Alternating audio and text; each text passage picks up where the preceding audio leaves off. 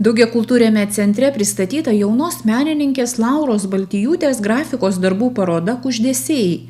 Tai itin subtilūs ir simbolių kupini darbai, kuriuose detalūs vienkiemio sodybų fragmentai, pasakojantis apie prabėgusius protėvių gyvenimus ir gamtos motyvai, kuriuose medžiai tarsi gimtinės šauksmas, pagarba tradicijoms ir šeimos vertybėms, žolynai ir medudnešio fragmentai, archaiško pasaulio tąsa, o darbuose įkomponuotos rūpestingos ir šilumą skleidžiančios rankos, apglėbiančios, laikančios, glostančios ir auginančios.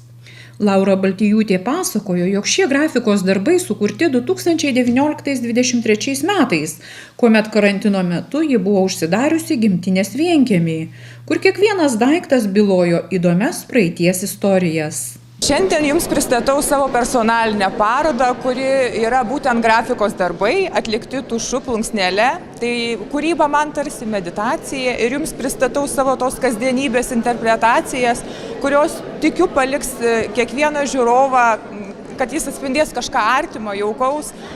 Paveikslai kartu eksponuojami su mano parašytais tekstais, kad žiūrovui būtų lengviau įsijausti, atrasti daugybę simbolių, metaforų, kurių yra kupini būtent mano darbai.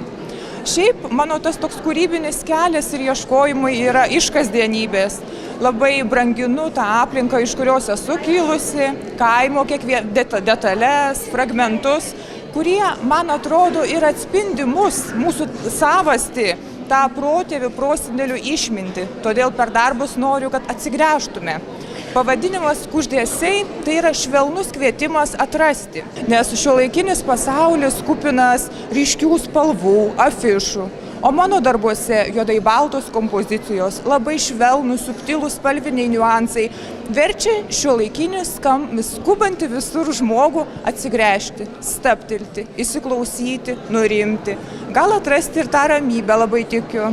Įkvėpimas turbūt nenustebinsiu, kaip ir daugeliui dailininkų, yra gamta, nes man atrodo, kad gamta yra tobulas harmonijos, dermės santykis ir kurį dailininkas bando interpretuoti. Parodos kelionę pradėjo dabar intensyviai nuo praėjusių metų.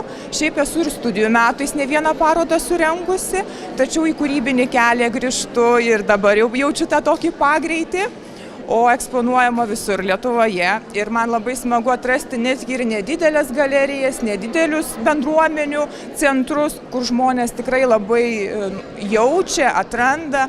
Ir man atrodo, kad tas menas turi būti greta žmonių, turbūt ir mano ta darbo sritis, individualūs užsakymai yra tas mano ir žmonių ryšio atradimas, įsiklausimas, perteikimas to, kad tas dailininkas yra šalia žmogaus. Jis yra pagalbininkas, kai žmogui gal ir neišeina nupiešti, ką jis nori. Tada ateina dailininkas ir kartu su žmonėmis ne vieną projektą įgyvendinu. Kartais mano paveikslai virsta užuolaidomis interjere. Tai irgi įvairūs pritaikomieji grafikos būdai ir gyvenime mane lydi.